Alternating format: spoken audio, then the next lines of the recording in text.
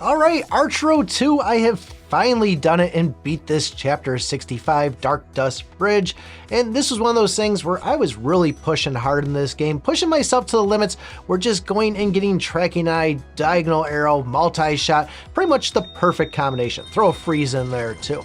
But I was pushing myself so much that I was really going a lot further in chapters than I should have, and it kind of led me to the point where I couldn't even do any damage at all. And it's probably been, if I had to guess, about a month since I've even completed a chapter in this game, but now finally today, after getting a little bit more gear, I was able to go through and beat it with not really too much of a struggle.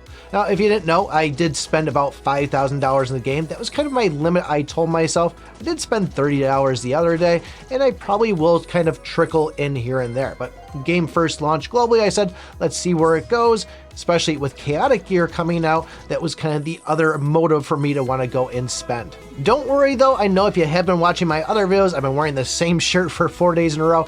I was able to make that money back from making videos on this game, so it was pretty much an even break. Maybe a little bit more towards me here, but either way, we're still sitting on that gear. We're still trying to get it to chaotic. I do have both the boots and the necklace at Mythic +4. In the necklace, I actually can take that up to chaotic once I get 3 more legendary necklaces. Now the other gear, a little bit of a different story. The spring treasure the other day, I was able to get another set of boots. Like I said, I did spend $15 on that, and I spent $15 on the chapter 1, but at least going and doing that and then using 6,000 gems, I got enough of that stardust or whatever you want to call it to go and trade it in for the boots. And I actually got myself the whole Jade Wind thing there too. I was able to get that finally to its full max, or I shouldn't say full max. I got 10 copies of it, or 10 shards, and was able to at least lock that. So now I have a little tornado that launches out. That's kind of cool to see. But other than that, progress hasn't really been anything too crazy at all. I'm just logging in every day, pretty much getting to upgrade one piece of gear at a time.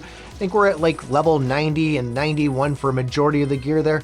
And even my runes, I think I actually only have 2 of them that are sitting at legendary +2. Not that that's going to unlock any extra skill slot for me until I get all of them at least to get the etch rune on it, but just kind of giving an overall CP or PP power where we're sitting at 1.48 million at the moment. Now, as far as going into this chapter itself, clearly I was waiting for tracking eye first. I am now going and doing the thing of re-rolling it and seeing until I get the tracking eye at the beginning, and I didn't really get too many good skills after that. The other things that kind of helped me was I got the, say, a shield every round there. I did eventually get the stand strong, which is going to just kind of, as you stay in a spot there, you'll be doing faster attack, more damage. That one really kind of came in clutch towards the end, but really the shield was a big one. And I did eventually get diagonal arrows, but there was no multi-shot. There wasn't the second set of diagonals. I do have, say, my etch weapon rune at legendary, so that at least goes and lets me start off with diagonal arrows, so that's a help.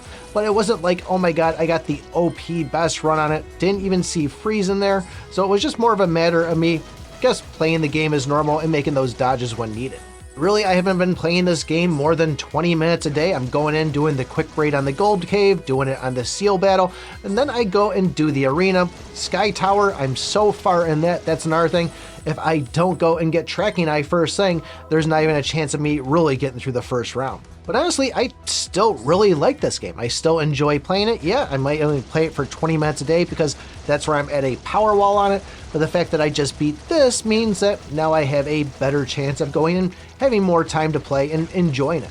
I don't think the dev team is as big as some of the other Habby teams, but still, I think this game has a lot of potential, and we just got to kind of wait it out for some good stuff to come along. But yes, it is expensive to play this. It is kind of slow progress, and I think as time goes on and you just enjoy playing it every day, eventually things should work in the right way.